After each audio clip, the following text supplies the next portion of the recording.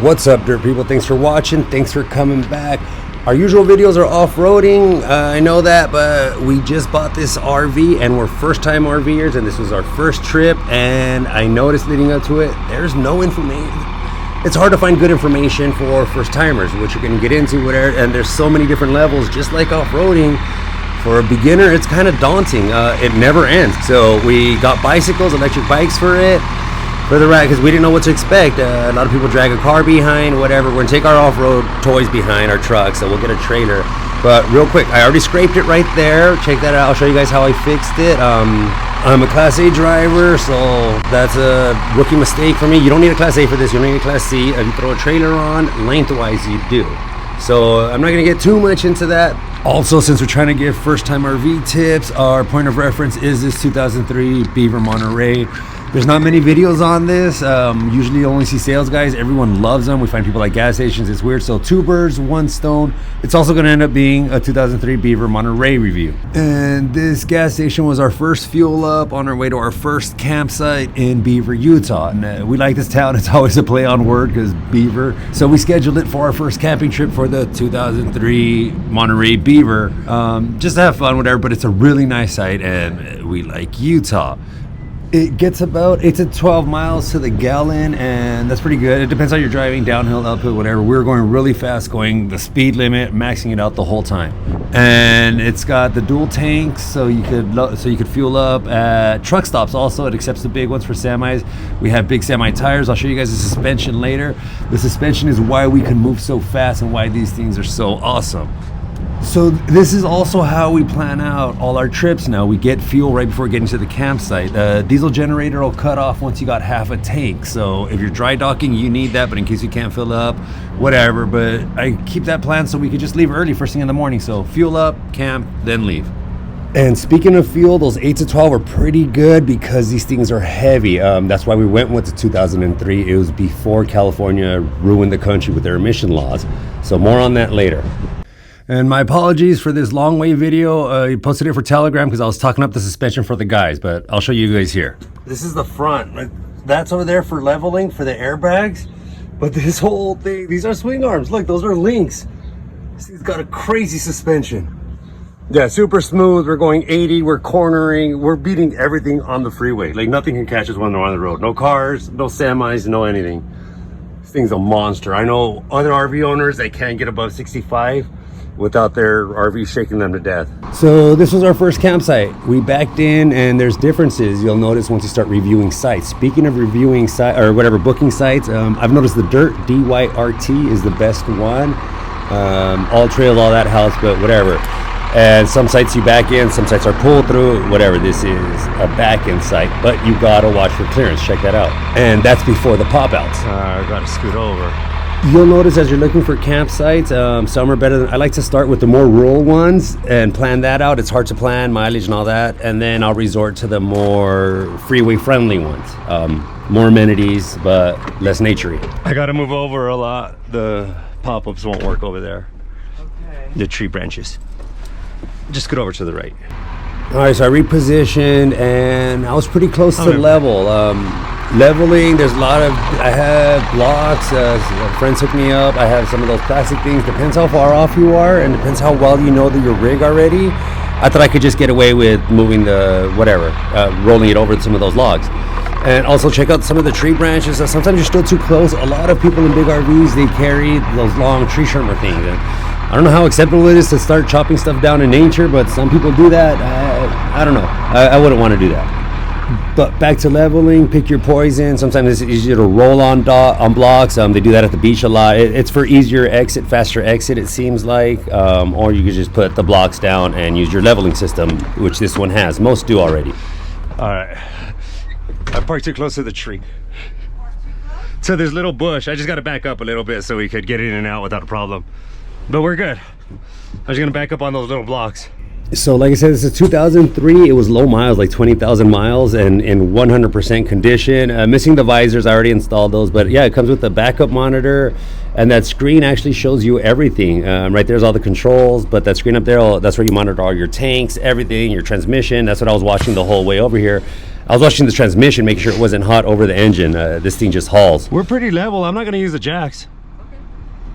Yeah, we're good. I could turn it off. It's cool. It's cool enough. Might be old man talk. That's cool enough. It's good to cool off stuff with turbos, like diesels, before you turn them off. Let's do puppies outies. You guys all good? Yeah. I just want to stay with him. How long's that light been on? I don't know. I just noticed it now. It wasn't on before. Yeah, at first you're paranoid about everything that's on that's draining, but it's fine. We did some cold weather camping, and it lets you know when batteries are draining. We wouldn't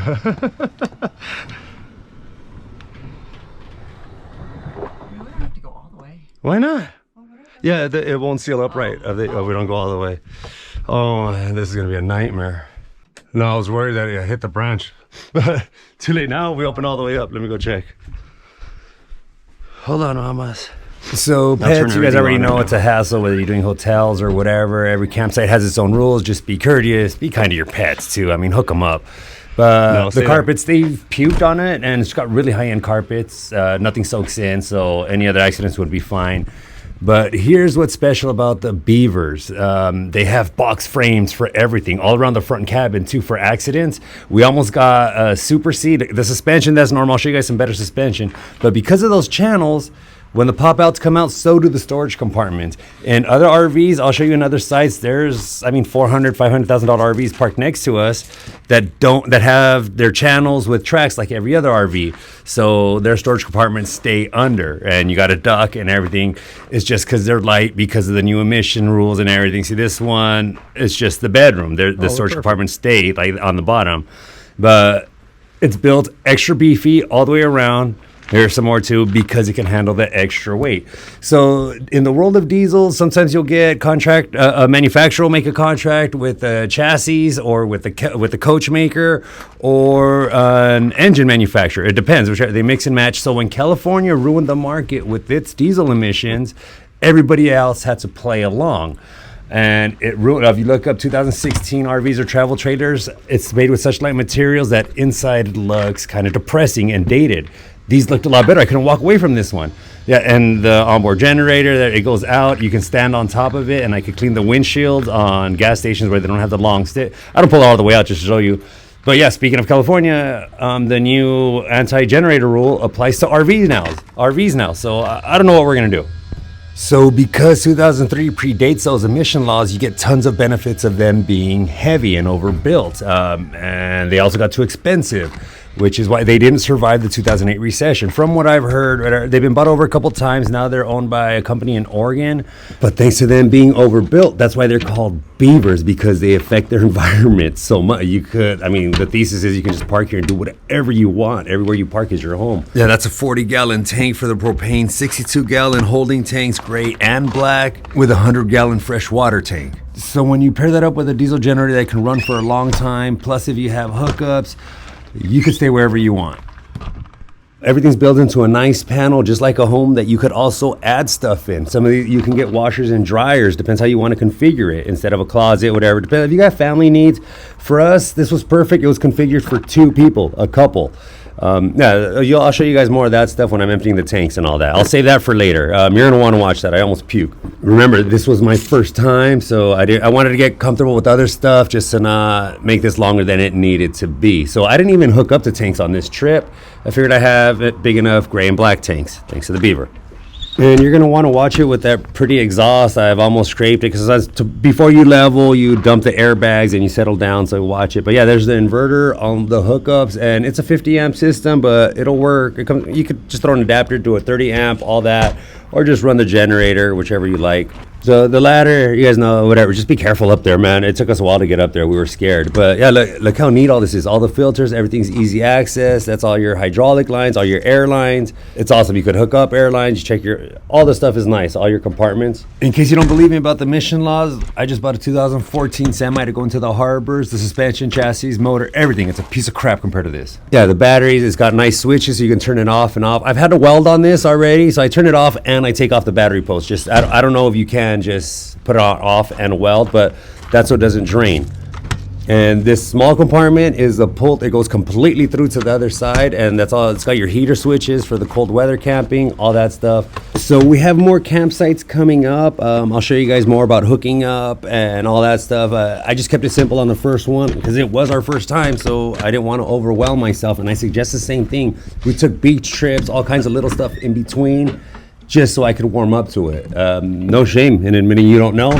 So there's a lot to figure out. You're never done, but enjoy all the nice scenery. Just get out there. That's the point. Enjoy the scenery. You're better than a tent. That's all you need. So this is the campsite in Beaver, Utah. It's awesome. We love Utah. The people are super cool there. But we didn't get to enjoy it much. We got there around this hour with not much daylight left, and we left super early. We're trying to make a good time. I'll explain more later in the video, but you do got to consider that when buying an RV. Are you buying it to go see nature, which means you're not going to put a lot of miles under your belt because you're going to be missing all kinds of national parks, all that stuff, or are you getting it to see the country? We're scouting properties. We've never been much campers. We want to leave this state of California, but we like nature too. I mean, whatever. So we're trying to do a bit of both, but usually you should pick one or the other. So this is our second campsite in Cheyenne. We basically just drove as far as we could, as fast as we could, and then we're gonna work our way back home. We didn't really have a plan yet, but like I said, last time we drove up on the other blocks. This time I'm gonna use the leveling gear. And if you notice, my slide outs are already out. The instructions tell you to open the pop outs first and then level. And that order is important for packing back up. If you notice the ground is wet, it rained. But more, I'll show you that later though.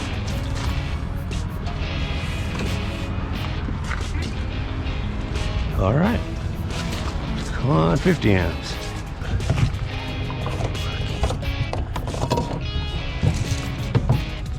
And you can see if you got 110, you can plug in 20 amp, 30 amp, 50 amp, whatever. And then I should have hooked up here, but I'm not gonna lie, I was scared of the poop hoses, so I didn't want to do it till we had to.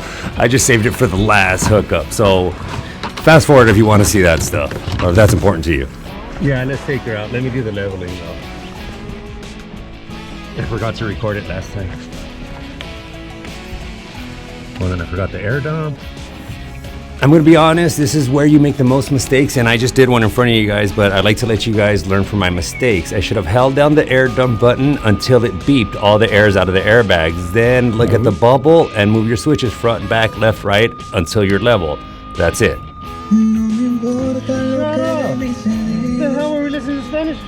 If you're not level, all that happens is your water doesn't drain properly and your doors might slam shut. Oh my God, I can't get this. Sorry, everybody. There, that's close enough. Yeah. All right, we're good.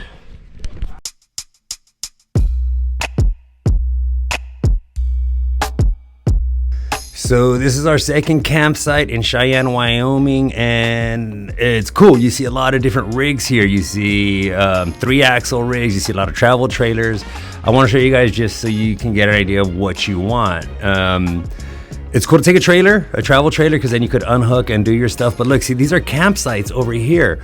I mean tent sites, sorry. But yeah, you could go in your Prius, you can go in your car with all your friends, and you can just get one of those tent sites. You don't need an RV. There's pools here. This is a KOA, so you're not really out in nature, but you could still do road trip stuff. And say you don't even like tenting, look. A lot of them have these. Those are little cabins. You can just drive across the country in these little cabins. You don't need an RV to go RVing, really. Or you don't need a big setup, or just because your friends have a big setup, you could still tag along if you guys plan it correctly, accordingly. All these KOAs are usually most of them are private owned, I think, but they're all freeway adjacent. They all have the proper hookups. They have laundry rooms, pool table. You could get all your supplies, your bathroom supplies, special toilet paper, all kinds of stuff. But you see all kinds of different rigs. We parked right next to a Super C. That's what we wanted originally, because they can tow a lot. But the Beaver was actually recommended to us because it's built better and it would hold up better in the dirt. See that awesome, that's probably like a $300,000 rig next to us. For what we want, our 2003 beats it hands down. That's insane. More dirt road, man. I don't know, but it's got a speed limit, 35 miles an hour. Oh, shit. Yeah, don't worry. So our plan was to drive out far into Cheyenne and then look at properties, scout properties that we like to live in on our way back. We did a lot of miles of dirt roads because first were big properties for guns, shooting, all that stuff. And then we looked at smaller properties for rentals. So we looked at all-in properties, income properties, everything, just to see if we want to live there. Rapper. So we finished looking at properties and we headed back on the road to Laramie, Wyoming to look at more properties there in the city and on the outskirts also. But about driving, this is awesome with the big diesel and the suspension. I already told you guys, we were just hauling. There's no one in front of us ever. Downhill, the brakes are awesome. Uphill, everything. And yeah, for pit stops, whatever, you pull over and see nature, whatever. This was like a 20-acre property for shooting and everything with RV parking. A lot of the properties in Wyoming have RV facilities for them. Indoor, outdoor, doesn't matter. Oh my God, I can't believe she's not scared of it. Good girl, Dagny. Good girl. Donkey. Oh, hi, little donkey. Also, this was a conversation while I was editing. Buddy Ayers, friend of the channel, just bought a house with RV parking. So most of you guys will be limited to what you can search for based on what you can park and where you can park it. More on that on part 2, where we keep ours. We get to keep ours indoors. And also in part 2, more about the overall lengths. We maxed out here at this park. 38 feet is the longest you can. This is Idlewild, California, but more on the color too. Check out how ours in the browns blends into nature. And speaking of nature, like I said, we have the kitchen and everything, the oven. We mostly just use the microwave, and on this campsite, you see them posted, local restaurants will come and deliver. So that's actually a delivery guy. So don't let anyone tell you how you are not supposed to camp or glamp or whatever. That's the cool thing about the Beavers and them being so well equipped. You can do whatever you want, wherever you want, for as long as you want. No one can tell you crap. And all right, this review is getting way too long. It wasn't supposed to be a 2-parter when we first started. That's my wife driving. I took this clip just to show you guys how nice they are and comfortable are to drive. She wasn't hauling, but she was going at a great speed. Let me rest, and she was fine driving. The RV's just super stable. It's nice and quiet inside, all that stuff. But whatever, like I said, this is going to be part 1. It's getting way too long, so we had to separate it for a part 2. And in part 2, I'll show you guys the damage we took on this trip, the amount of miles. This is when we first picked it up, by the way. I'm showing you guys this for a reason, because this is when we first took possession. I'll show you guys the damage after the trip, what it took, and then we've put almost about 10,000 miles on it.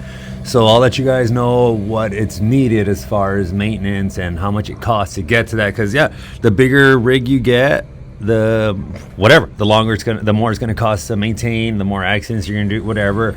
So yeah, I'll give you guys a full accounting of all that stuff and show you inside everything we've changed, all that, and I'll show you guys the engine in part 2. Talk more about the transmission and some more tips. We did some cold weather camping too. I'll put that in here. It just, if you want pop outs, there's a lot to consider with cold weather. It's not really rookie stuff, so it didn't fit in here, but whatever. Everything just kept falling in here and it's getting too long. So until next time, keep finding new trails, keep going new places, and of course, keep it dirty.